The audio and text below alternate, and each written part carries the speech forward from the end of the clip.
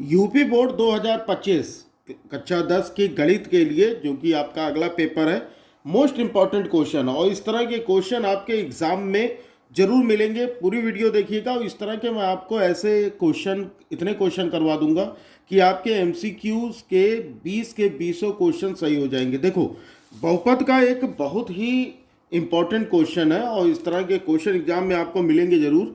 क्या दिया गया? यदि बहुपद एफ एक्स बराबर 2x² माइनस 7x प्लस 3 के शून्य p और q है, तो p square plus q square का मान ज्ञात करो।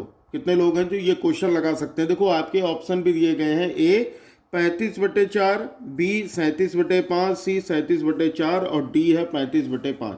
देखो, इस तरह के क्वेश्चन को सॉल्व करने के लिए सबसे ज़्यादा ध्यान देने की जरूरत है कि आपको इसके फॉर्मूले याद होने चाहिए। जैसे सबसे पहले तो हमको ये पता होना चाहिए कि भाई इसके मूलों का योगफल क्या होता है। सबसे पहले तो देख लो हल कैसे, जैसे एग्जाम में आएगा तो हल कैसे करोगे। अगर मान लो एमसीक्यू में आ गया तब तो ठीक है भाई कि आपको निशान लगाना है, लेकिन अगर पेपर में आ गया तो आप ऐसे हेडिंग डालोगे हल, फिर क्या लिखोगे कि दिया है, और जो दिया होगा वो लिख देना। क्या दिया है? दिया है हमें f x is equals to 2x² minus 7x plus 3। अब देखो, अब हमें जो इसमें यूज करना है वो हमें लगाना, हमें निकालना क्या है? p square plus q square का मान। यानी अगर हमें p प्लस क्यू मिल जाए और p इंटू क्यू मिल जाए तो हमारा काम हो जाएगा। तो हमें सबसे पहले क्या करना है कि मूलों का योगफल। देखो, मूलों का योगफल याद है आपको कि मूलों का योगफल क्या होता है?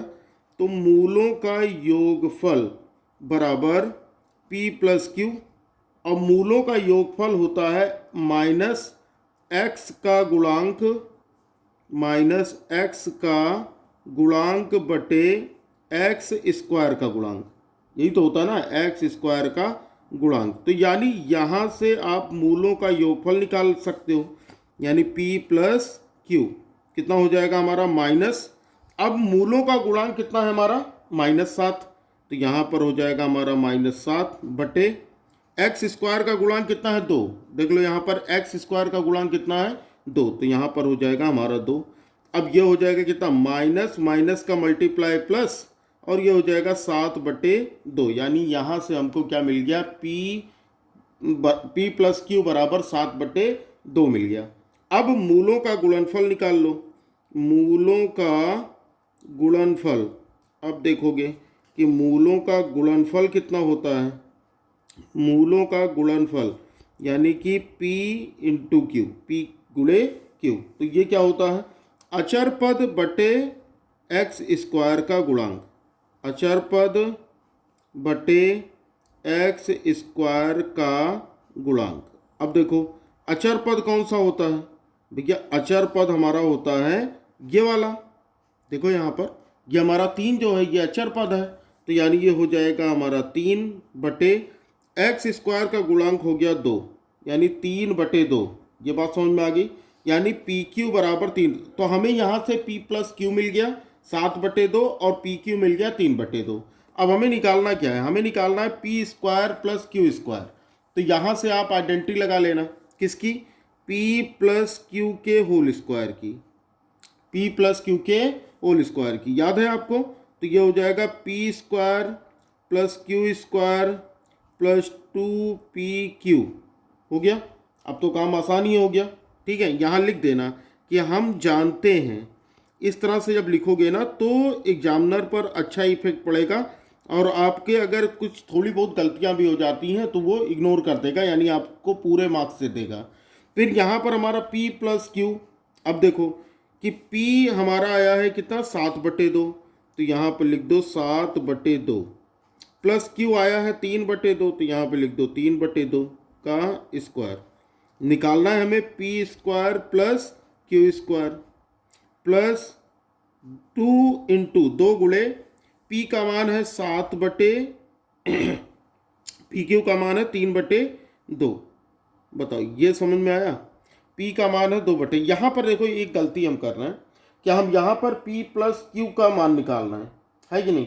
तो यहाँ पर हम थोड़ी सी गलती तो कर ही रहे, p प्लस क्यू का मान यहाँ पर हमारा तो p प्लस क्यू का मान 7/2 है, लेकिन हमने यहाँ पर क्या लिख दिया कि +3/2। ये गलतियाँ करने से बचना।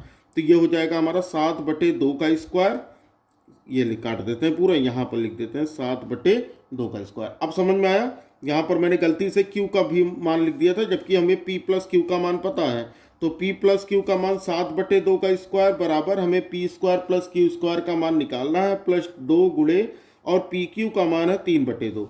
बस यहाँ से इसको उठा के सॉल्व कर दो। 7 का स्क्वायर हो जाएगा 49, 2 का स्क्वायर हो जाएगा 4, बराबर ये हो गया p square plus q square, और यहाँ पर इस 2 इक्के 2 ये कट गया, तो यहाँ बच गया हमारा 3। अब हमें P square plus q square का मान निकालना है, तो 3 को इधर ट्रांसपोज कर दो। 3 को इधर हस्तांतरित करोगे तो ये प्लस में है तो माइनस में हो जाएगा। तो यानी यहाँ हो जाएगा हमारा p square plus q square is equals to 49/4, और 3 इधर आएगा तो ये कितना हो जाएगा हमारा -3। बताओ, ये बात समझ में आ गई? अब यहाँ पर 4 का एलसीएम लोगे तो ये 4 हमारा एलसीएम हो गया, यानी लासा। अब जब यहाँ पर 4 लासा हो गया तो ये तो 49 ही रहेगा, माइनस ये हो जाएगा 4 3 जा 12। बस अब क्या करना है आपको, सीधा सीधा माइनस, तो 9 - 2 हो जाएगा 7, और 4 - 1 हो जाएगा 3, यानी आंसर हमारा कितना हो गया 37/4, और यही होगा हमारा आंसर। 37/4 इसका करेक्ट आंसर। अब ऑप्शन में देखो था क्या, तो बिल्कुल यहाँ पर हमारे पास क्या था, सी ऑप्शन जो था ये बिल्कुल करेक्ट था। Option C is the correct answer.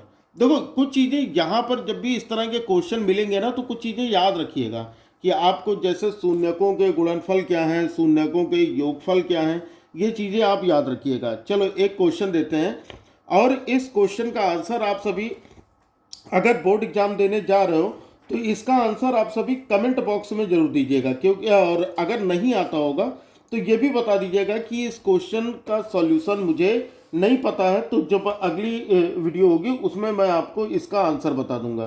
ठीक है, चलो क्वेश्चन देखो, ये होमवर्क क्वेश्चन है और इसका आंसर दीजिएगा।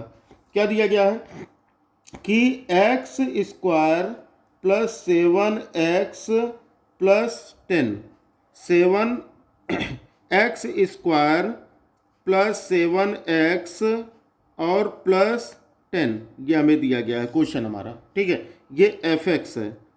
हमें बताना क्या है, हमें बताना है इनके शून्यक बताने हैं, और शून्यकों और गुणांकों के बीच संबंध बताना है। देखो शून्यक बताने हैं, शून्यक क्या होगा, तथा, ठीक है, शून्यक बताना और शून्यकों के बीच संबंध, शून्यक तथा शून्यकों के बीच संबंध क्या होगा, शून्यकों के बीच संबंध, ये हमें बताने हैं। तो सभी लोग इसका आंसर कमेंट बॉक्स में दीजिएगा।